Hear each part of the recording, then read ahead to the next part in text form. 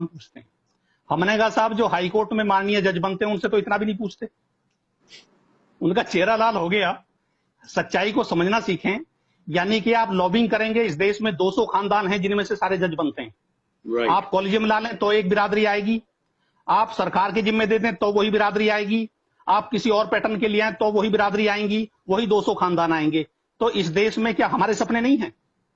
आम आदमी के सपने नहीं होते क्या? जब 23 साल 25 साल का नौजवान चाइना में सुप्रीम कोर्ट का जज बन सकता है, तो बिल्कुल भारत में क्यों नहीं बन सकता? अब बिल्कुल मैं सही। मुद्दे की बात पे आता हूं। हम जो यहां चिल्ला चिल्ला के कहते हैं, एक तो यहां हमने सारे जो एक तरह से सुधारवादी हैं वो भी बीमारों की फौज है। जैसे कहेंगे संविधान खतरे में। संविधान को इस देश की सरकारों ने माना कब था? अब मैं गिनवाता हूं कहां कहां नहीं मानते संविधान को। एक आर्टिकल है, मैं यहां आर्टिकल लेने की जरूरत नहीं समझता, कॉमन आदमी भी समझेगा उसको, कि हम जो है साइंटिफिक सोच को विकसित करेंगे। दिन भर जो टीवी चैनल चलते हैं, क्या वो भारत में साइंटिफिक सोच को विकसित करते हैं? इसके माने हम संविधान को नहीं मानते, सवाल नंबर 1। दूसरा पॉइंट, यूएनओ के चार्टर के तहत हम सब यूएनओ के मेंबर हैं, यूएनओ के चार्टर को हम फॉलो करेंगे। उसमें यह कहा गया है कि सब देश इंडिपेंडेंट हैं, सर्व सार्वभौमिक हैं, सब एक दूसरे की इज्जत करेंगे। क्या हम एक दूसरे की इज्जत करते हैं? नहीं करते हैं। इसका मतलब हम अपने ही बनाए संविधान को नहीं मानते। नंबर 3, आर्टिकल 312 वो ये कहता है कि देश में एक कमीशन होगा जो जजेज की भर्ती संबंधी, उनकी तरक्की, भर्ती, ट्रांसफर, इस पे काम करेगा। आज तक 70 साल में आपने आर्टिकल 312 का इंप्लीमेंटेशन क्यों नहीं किया? क्यों नहीं बनाया आपने आयोग? कभी सरकार अपने पास खींच लेती है, कभी जुडिशरी अपने पास खींच लेती है। एक बात मैं और क्लियर कर दूं एज ए लॉयर, जजेज की भर्ती का काम जुडिशियल नहीं है, जजेज की भर्ती का काम एडमिनिस्ट्रेटिव है। इसमें जुडिशरी की अखंडता कहां से आ जाएगी? उसकी निष्पक्षता कहां से आ जाएगी? टीचर की भर्ती क्या कमीशन नहीं करता? साइंटिस्ट की भर्ती क्या कमीशन नहीं करता? पुलिस की भर्ती क्या कमीशन नहीं करता? तो जजेज की भर्ती केवल भारत में जज करते हैं, दुनिया के किसी देश में ऐसा नहीं होता। राइट। ये एक सोचनीय प्रश्न है। अब अगला सवाल आता है, एक यहां इशू है जो सारे देश को सिर्फ फुटबॉल के रास्ते पे हमने खड़ा कर दिया, रिजर्वेशन। मैं आज उस पर बता देता हूं, मुद्दा चल रहा था वहीं से ले जाएंगे उसको। इस 3 आर्टिकल हैं 340, 41 और 42। ये तीनों आर्टिकल ये स्पष्ट कहते हैं कि हर 10 साल में इस देश में जातियों का संसद में रिव्यू होगा। जो जाति औसत से ज्यादा तरक्की कर पाई है उसको बाहर कर देंगे, जिसने तरक्की नहीं की है उसको हम इंक्लूड कर देंगे। जब ये कंसेप्ट आपके कॉन्स्टिट्यूशन में है, क्या आपने आज तक जातियों की गिनती की? नहीं की। क्या आपने जातियों का रिव्यू किया? नहीं किया। जब आप गिनती भी नहीं करते, जातियों का रिव्यू भी नहीं करते, अब सवाल एक और आता है। एक 1950 का एक प्रेसिडेंशियल ऑर्डर है। देखिएगा कितना बड़ा तमाशा इस देश में होता है। प्रेसिडेंशियल ऑर्डर को समझें, एक ऑर्डिनेंस है। ऑर्डिनेंस की जो मियाद है 6 महीने होती है, लेकिन वो ऐसा स्पेशल ऑर्डिनेंस है उसकी मियाद आज तक खत्म ही नहीं होती है। वो 1950 से लेकर आज तक चलता है। अब उसको समझिए वो क्या है। आप अमेरिका में बैठ के हंसेंगे, क्या ऐसा भी होता है?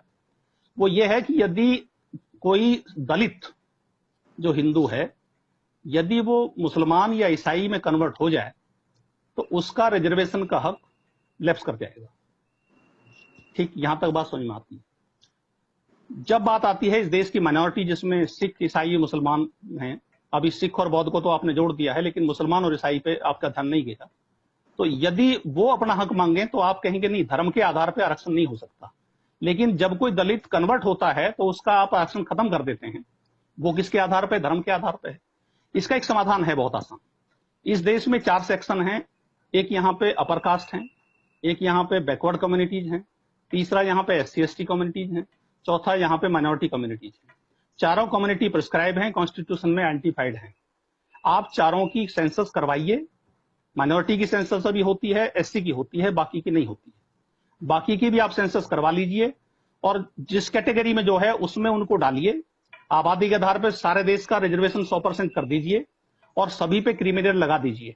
इस देश का झगड़ा सदा के लिए खत्म हो गया। सुप्रीम कोर्ट में हर साल 200-250 मुकदमे इसी बात के होते हैं, वहां वक्त जाया होता है।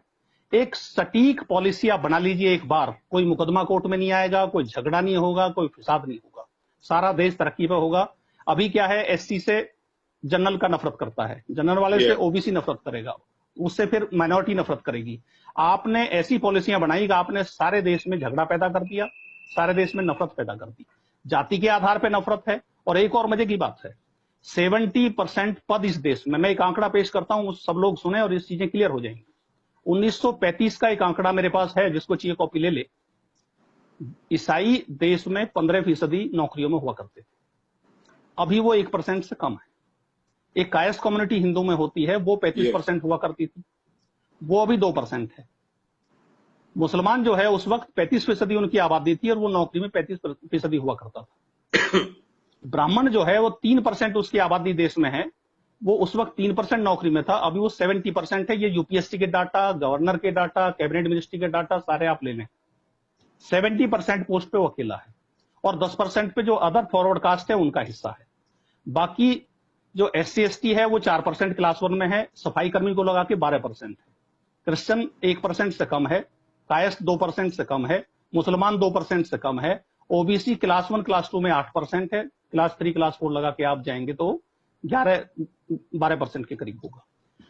सारी यूपीएससी में बेमानी है। यूपीएससी के हर एग्जाम के इंटरव्यू के रिजल्ट आप देख लें, उसमें यदि किसी कम्युनिटी विशेष का आदमी है तो उसके नंबर कम होंगे, किसी और कम्युनिटी का तो नंबर ज्यादा होंगे।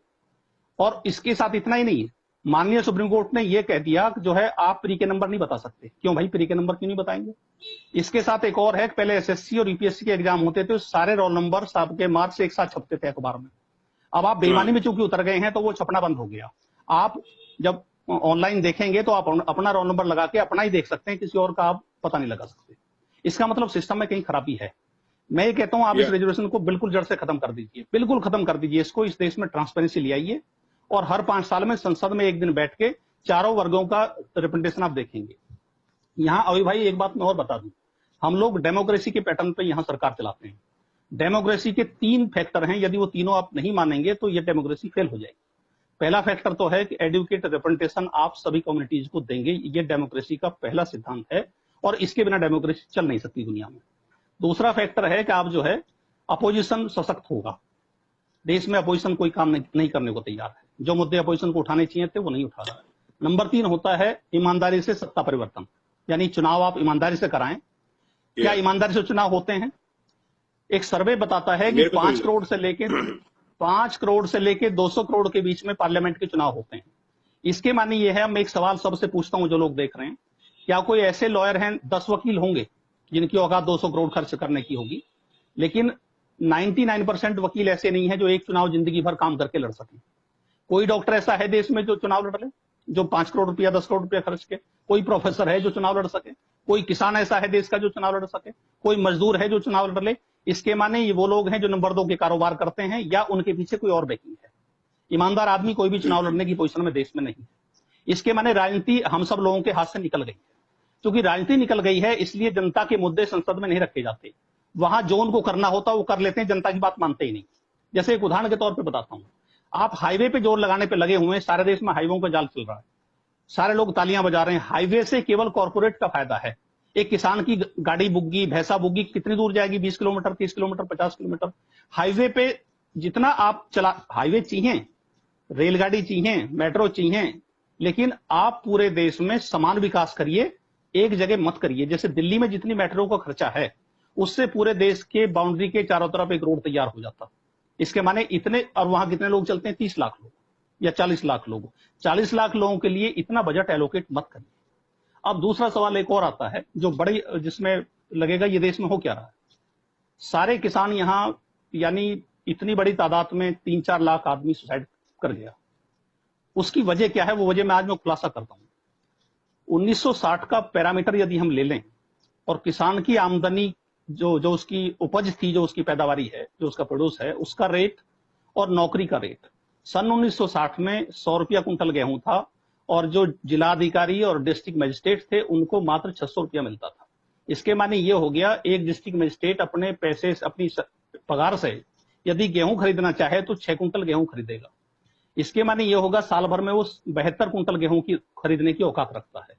यदि ऐसा किसान जिसके यहाँ 720 कुंटल गेहूं पैदा होता हो तो उसकी औकात 10 डिस्ट्रिक्ट मजिस्ट्रेट और 10 आईएएस को जेब में रखने की थी कि नहीं थी? अब आपने नौकरियां तो बढ़ाई हैं 120 गुना और जो किसान के प्रोड्यूस हैं वो बढ़ाए 20 गुना। इसके माने ये होगा कि आपने किसानों को जानबूझ के पीछे इतना मजबूर कर दिया कि वो जमीन छोड़ के चला जाए, वो शहर भाग जाए, वो मजदूरी से निकल जाए, वो खेती करना बंद कर दे।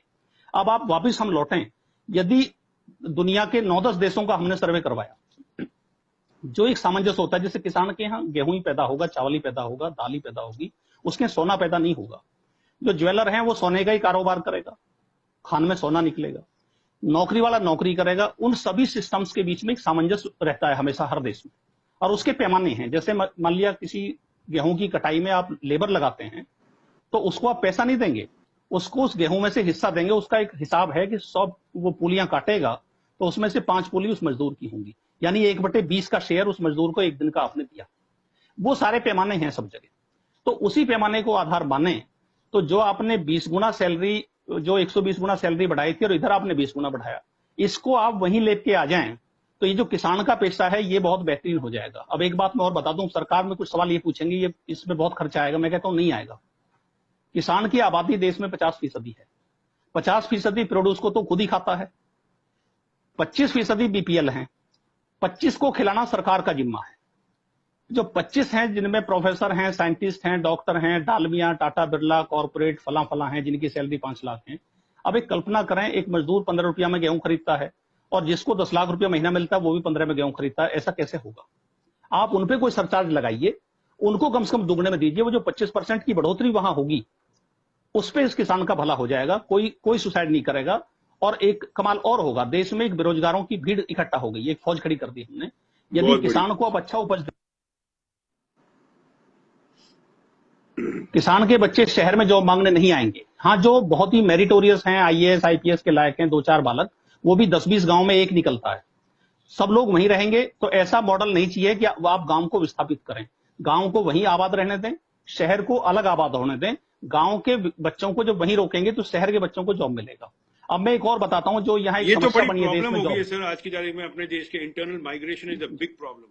आपको पॉपुलेशन को वहीं रोकना पड़ेगा जहां पे है, आपको वहीं रोकना पड़ेगा। बिल्कुल, आप सब दिल्ली बम्बई घुस सकते हैं। बिल्कुल बड़ी प्रॉब्लम। अब मैं अगला